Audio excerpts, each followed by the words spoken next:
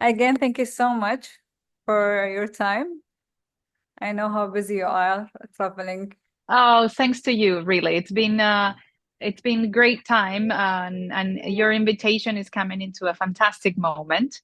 I've been working in the luxury business for 21 years, Mhm. and 1 year ago, I take the decision to do a little break on it.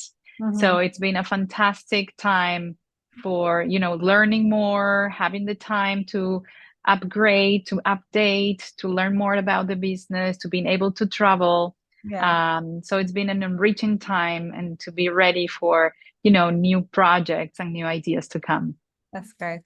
So, if you allow me, I would like first to introduce Opulence Podcast. And our podcast, we like to focus on the luxury industry, speak with the leading experts such as yourself about the new trends in the industry and how can a newcomer or who wants to join the industry learn from your expertise. So I would like first, maybe we can talk more about your experience. As you said, you have a very wealthy experience. So can you Thank you. talk us through it? Absolutely. Well, I was born and raised in Peru in South America. And, sometimes dreams are very strong for yourself. So, while I was growing in Peru, I went to an international school, and that gave me the opportunity to know already from very early age terms of diversity and getting to know different cultures and to understanding also customer behavior and the liking of the world. And that led me after the university to actually try to search into an interesting master program. So that's how I leave my country to finally go get my master's program in Italy, based on the idea of working into the luxury industry, into specifically into fashion and the art of dressing and of accessories. So that's how I went into a business school in order to learn how to actually give value to all the creations that are grown around and done by amazing people, and learn actually thanks to the master and then through the experience all the amount of work that Mhm. is behind, and the amount, of course, of creativity, of course, of investment, and the conclusion out of this experience so far is that it is a business that is all about people. Mhm. It's all about people, the effort of creativity, the effort of making it happen, of putting out in the market, of making happy clients, consumers, customers that are looking for something to feel special, to feel unique, to feel elegant, or to have a memory, or to build their own identity through the choice of products that are offered by different brands out in the market. So that respect for people in every stage of from the creation to consumption to choices, it really gives a lot of honor to this type of industry, and to the creativity that is behind, all the hands that work behind, also on the manufacturing. It is such a beautiful effort of people around. So after my master program, I had the opportunity to start working right away in a very luxurious brand that it was a men's style brand that was Hermenegildo Zegna. At that time, it was my first experience in the Italian market. And I got a position, of course, an entry position because I was just coming out from my master program. But Mhm. it was beautiful to have the chance to get into a business unit that at the time was an entry one. So it was a small one to actually grow into the large business that is right now. When I arrived to Zegna, of course, as today, the core business was the apparel. So how to dress into a certain occasion with certain, being a point of reference and actually working around a 360 degrees point of view of a man's lifestyle. And the business units that I joined was just starting, and it was beautiful to participate and to grow together into the leather accessories. So, all what is around all the accessories for a man, a briefcase, Belt. travel shoes, travel accessories, shoes, belts, gloves, or all what is around the environment to actually complete the needs of leather accessories within the world of a man. And then you learn how the innovation in that case was more about actually taking care of what the person needs. So innovation on a briefcase will be what type of computer it fits, or how light it is, or how much cash I can carry in this pocket, or, different options and different ideas on what they're actually you facilitate on the lifestyle of that person. So really basing all the design and the collections on the how to help our clients to be as smooth as possible in their journey. Then after that, it was 9 years experience there. And then I had the opportunity to move into a brand that has it all, so men's and women's, that is Louis Vuitton. And inside Louis Vuitton, I was taking care of the Italian market. And I had there the opportunity to have two different positions within the world of merchandising. So the first part was involved into the leather goods accessories, leather goods as a core business, both for men and women, including traveling and hard-sided. And a new category came into my hands for myself that was jewelry and watchmaking. So that was really a beautiful experience until I had this promotion to have all the product categories for women, for the women universe, how is it called inside the brand.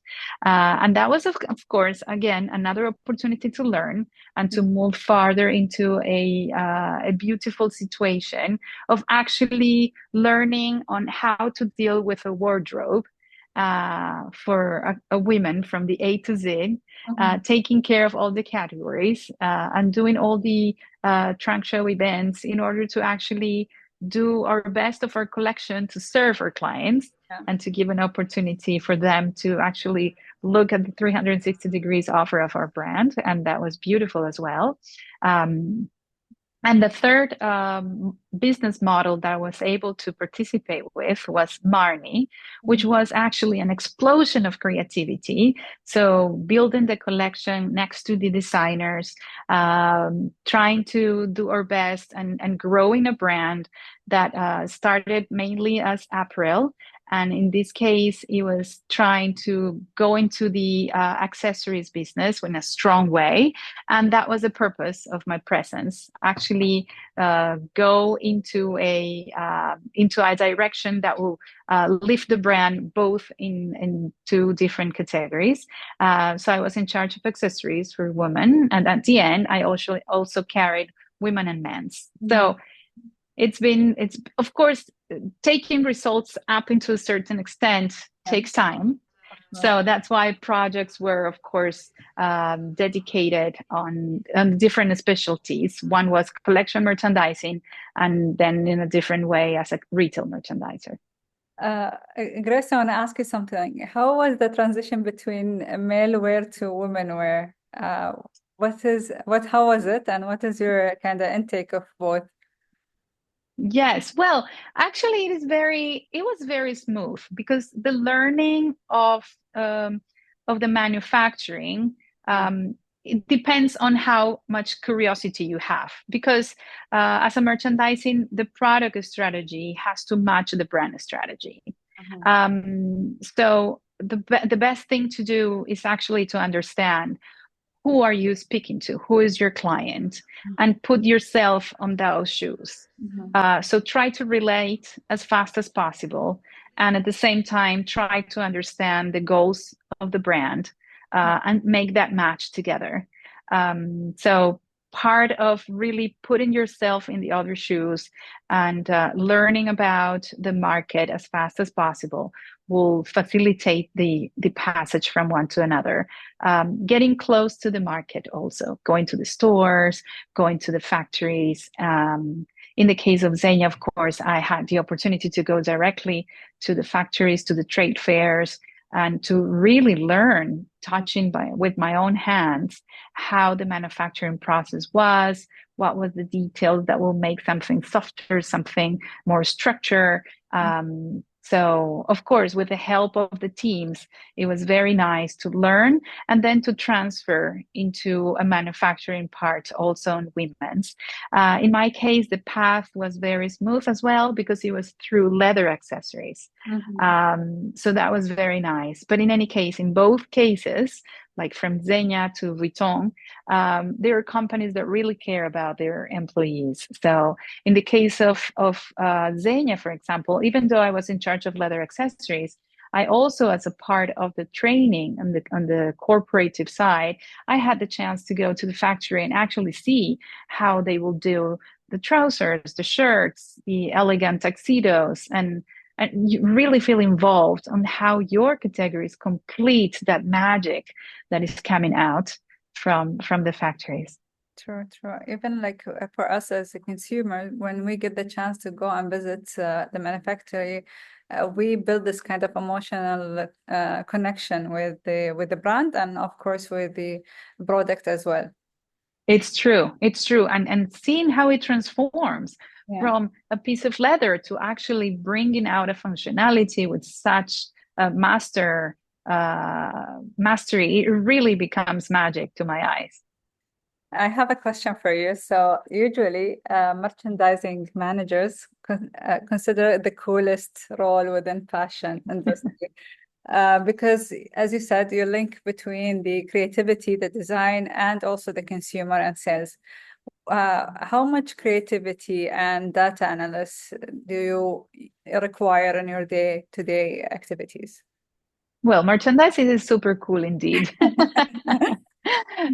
It is nice, of course, to be in such proximity to the heart of creativity and to do the business strategy at the same time. So that is an amazing feeling to really be in the center of it. So that, of course, gives you the dose of skills and to try to arrive into the perfect mix, because for sure you have to be creative and especially you have to understand creativity.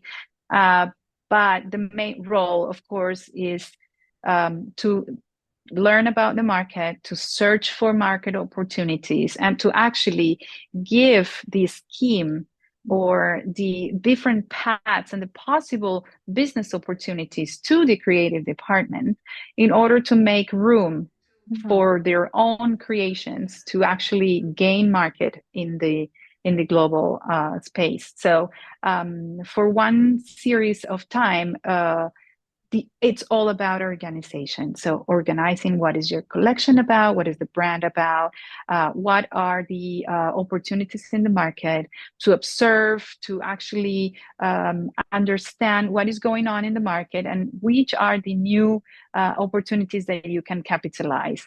In the same time, of course, time will give you the experience to have that instinct to actually embrace a trend or quit a trend, depending on the DNA of your brand, depending on how strong you think it will be business-wise to the company. So our observation as merchandisers are actually scouting in the market, focusing on catching various opportunities, presenting the possibilities that we have to grow. And then, of course, the magic will be done by designers.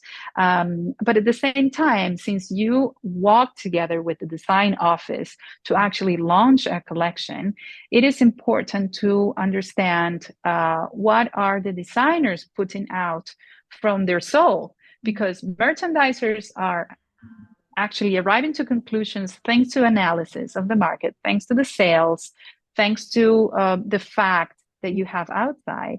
But the designer, even though they receive a scheme, a structure, or a product strategy, they really have to design with their minds, with their experience, with their soul. And that is something to protect. That is something to boost. That is something to cherish. And at the same time, sometimes merchandisers have to defend these creations in the long term, because creativity sometimes can be too fast for the market, and clients need time actually to receive products, to recognize a product that is related to a brand, and knowing the product potential, you actually would like to enlarge the life cycle of a product, or just do their best in their own season to implement towards future goals. So it is, of course, a perfect mix of analysis and basically product strategy, but at the same time protecting creativity at the most. Yeah, as you said, it's like the link between both the maker or the creative and the market. And a lot of the design that, based on your experience, you worked with a lot of innovative products, and some market would require some time to accept, especially if it's a major change. Okay, I have another question. You Yes. mentioned collection merchandise and retail merchandise. What are the differences Yes. in both? And what are the main, let's say, objective or definition of both terms?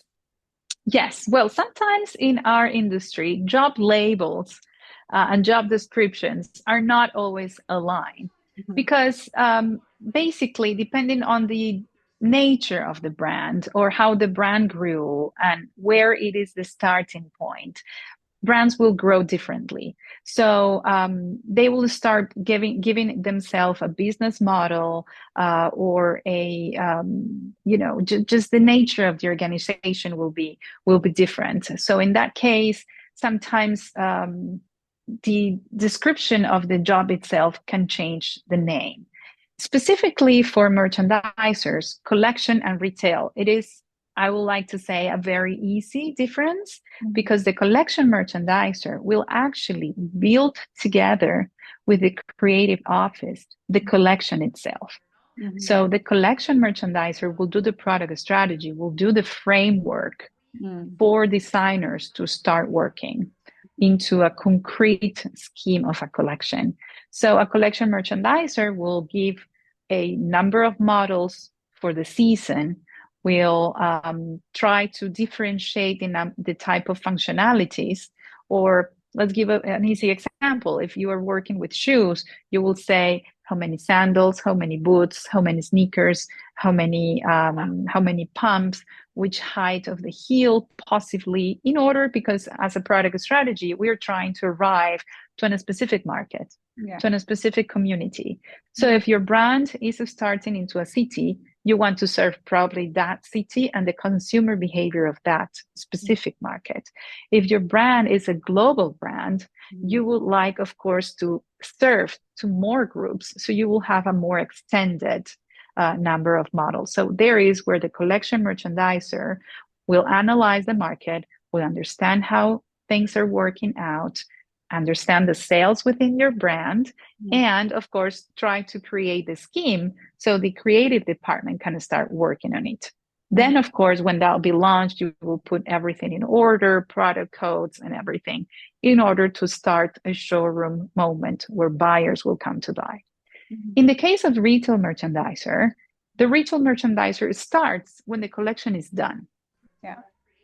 So when the collection is done, for example, as we said, presented with only samples in the showroom, then the retail merchandisers will come to the showroom in order to buy, so to select from the samples, which will be the pieces that will be actually go into manufacturing and production in order to reach the stores for the final client. So in an easy way, with simple words, the retail merchandiser will do the filter to select from the large collection, which will be the pieces.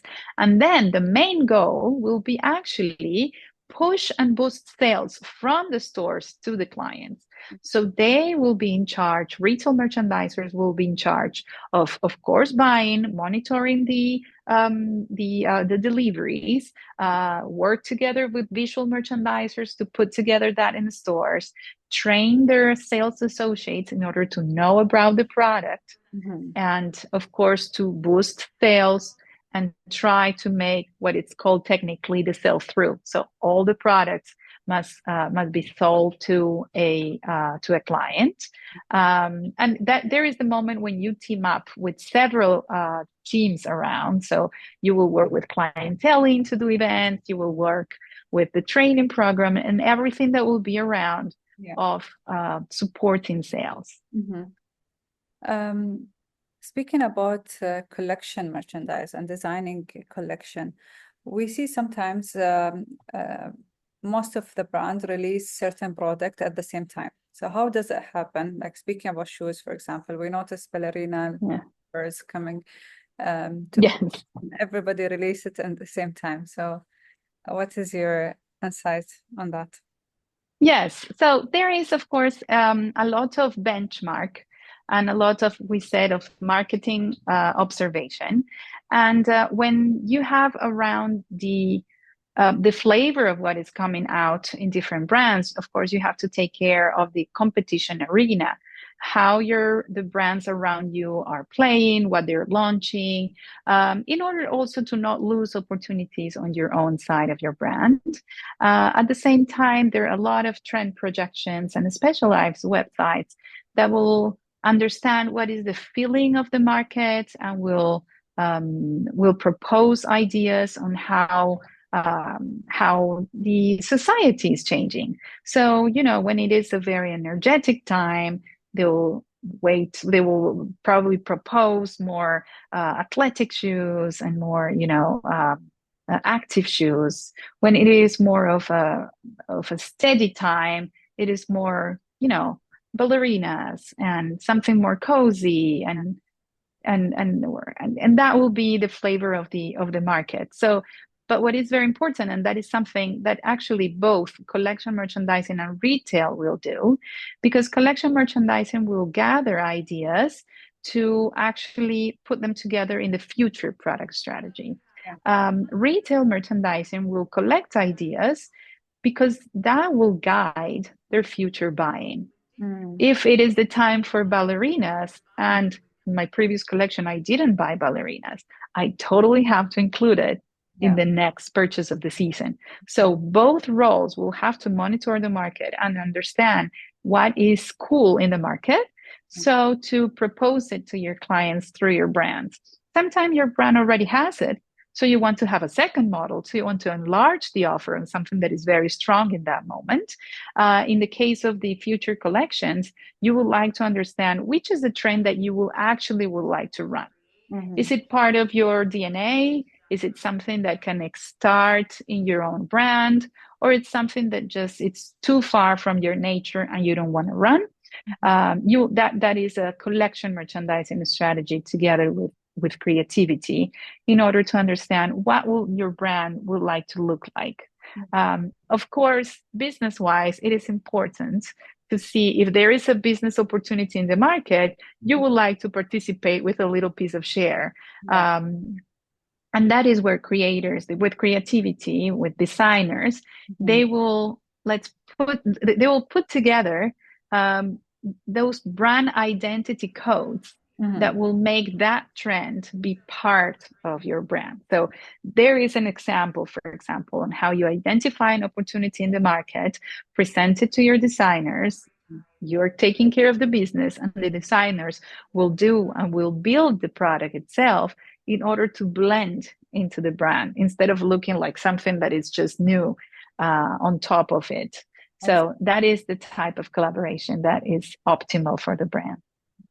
Speaking about collaboration, from your perspective, what are the interesting collaboration you've seen with different brands? Well, collaborations are a very specific situation because the beauty, the magic, and the efficiency of collaborations are behind with a purpose. Sometimes the purpose of a collaboration is testing a market. So you will team up with a local brand in order to understand how will be the distribution, how it will work, your brand with that product in the market.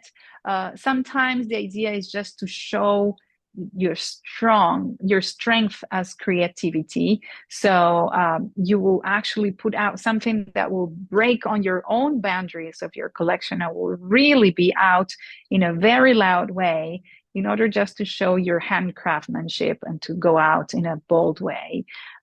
Sometimes it's testing a new product that is not part of your collections.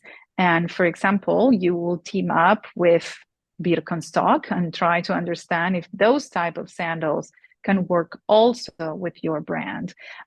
So there has been all types of collaborations that are really, really very intelligent, business driven, very magical. So a lot of brand awareness, a lot of testing in the market, and it's beautiful to see how actually brands will make business together in order to have a win-win situation. So it is a very positive idea to do a collaboration. What it is very important is to understand how this is benefiting your brand and vice versa. So it's a pair working together. So both have to have a winning situation in order to make it a good collaboration. So one partner can be the manufacturing itself, so the expertise of building that product. The other side can be a very strong creativity that is very popular at the moment. So the mix of the two will make a very winning product. Jacques Mus, for example, did a beautiful collaboration with Nike. Yes. And there are two brands that are in a different path, but blending it together, it became very beautiful. Sure. Vice versa, there was a collaboration. There is every time a collaboration that now it's a column of the brand of Moncler that does Moncler Genius. And every time there are partners on creativity that make these beautiful jackets and these beautiful collections that are really majestic. And it is beautiful to see, beautiful to experience how the brand can be so powerful in making this happen. And that is, of course, a brilliant brand awareness situation for both, for creators and for the brand itself. And the ones that benefit the more are the clients, because we are able to see and to experience products that are really over the limit and are really special for everybody. It's true. And we also witnessed recently a lot of collaboration with artisans. So not only brand with a brand, we see it also with individuals. And as you said, we as consumer, we enjoy that kind of art that we see. It's beyond just a product. It is true. It is true. It's very beautiful when artists get involved. It is very common and very special to luxury brands, for example, to invite very renowned or very niche artists that will paint over existing products or will create a special environment to that product itself, and it becomes a piece of art itself. So yes, collaborations are really of every type. And what is important for a brand or as a startup to understand what is the purpose of it. Sometimes it's sales, sometimes it's brand awareness, sometimes it's image, sometimes it's, as we said, learning a market and introducing yourself into a product category. So it is beautiful to be part of it and to really experience what is the evolution of each collaboration. I have also another question for you. Through your merchandising journey, what are the toughest decisions you had to take? Oh, I think the toughest decisions will be what is called editing. So as we were saying, editing is when you have to have the tough counting of your strategy, and collections have to have a specific size, because creativity can be very rich, can flow around, and products that come out are most of the times beautiful.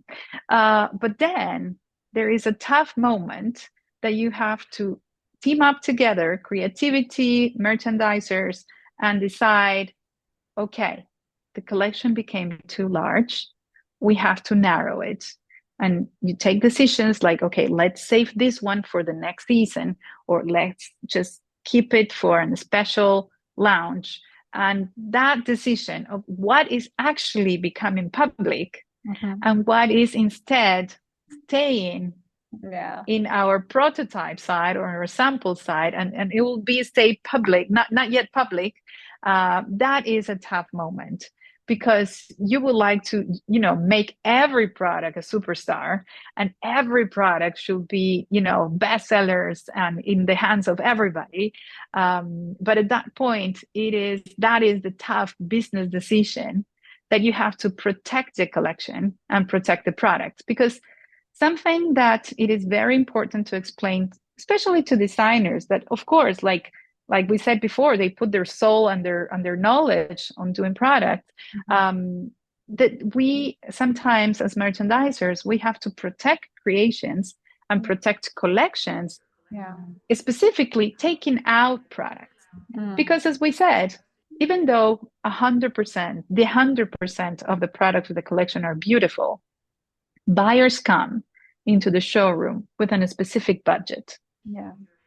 So even though you have 100 handbags that are exquisite with different price points and everything, but your buyers would come with a specific amount of money to buy. So they can, even if you present 100, they can just buy 20, or the big one can buy how many? 50, 70 models. Yeah. So or SKUs going down to the color. So if you put too many, there is what is technically called a cannibalization, because one is prettier than the other one. So then I got two of these, but one of these, and then it is a complication then on production. So the toughest part is to actually decide who is going public and becoming a collection, who is staying for its own turn in order to do their own superstar path in a second moment. It is very tough. And imagining that you have to maintain also the relationship between the designers yourself and also the sales or the marketing team. It's very Yes, I'm sure. it is very difficult, because every time there is a product, and creativity is so important. And imagine, without creativity, everything can become so steady and so stable. And some products need to be stable, but dealing with a collection is dealing like a risk portfolio. So you have to have new products, you have to have stable products, you have to have some novelty, you have to put some colors. So it is the management of the whole situation that will lead to put the business out, because at the end, somebody has to take care of actually the business profit out of it. And so taking care of the creations itself can be part of the suffering of how to balance our collection. So that is the tough part. In my own personal experience, that is actually a very delicate situation to manage. I'm really enjoying the conversation, but I don't want to take time from you. The final question would be, what is happening from your perspective to luxury industry today? Well, it's a little bit of what we just said. The luxury business have had hard times, like every business in the world during COVID, and then there was a catch up of the collections.